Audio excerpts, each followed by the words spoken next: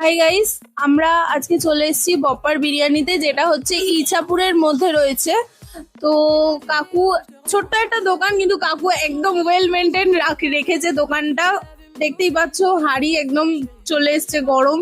তো আমরা কাকুর সাথে একটু কথা বলে নি, কতদিন ধরে কাকু এখানে রয়েছে, তারপরে কাকুর কি কি বিরিয়ানির মধ্যে ফেসিলিটি কি কি আছে, এগুলো একটু কথা বলে নি। চলো দেখতে থাকো। তো কাকু, তুমি এখানে কতদিন? নমস্কার। নমস্কার।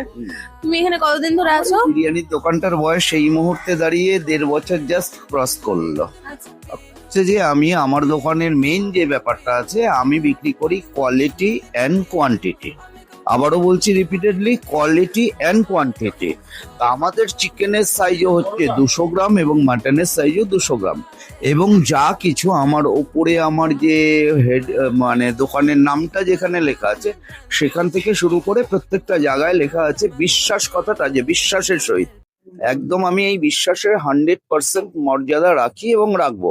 যেদিন পারবো না 10 টাকা দাম বাড়াবো, বাট কোয়ালিটি অ্যান্ড কোয়ান্টিটির সাথে কোনো কম্প্রোমাইজ আমি কোনোদিন করবো না। আমার এখানে 1 নম্বর মাটন, এবং আমার বিরিয়ানি একবার খাওয়ার পরে আশা করি বিরিয়ানির জন্য অন্য কোনো জায়গায় তার যেতে হবে না, এটা আমার গ্যারান্টি আছে।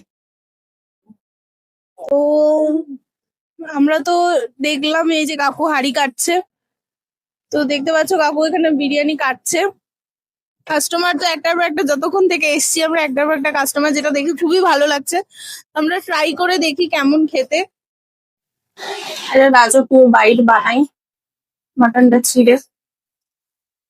একটু আলু, একটু পেঁয়াজ, চাটনি, অল্প একটু সামান্য, টেস্টি।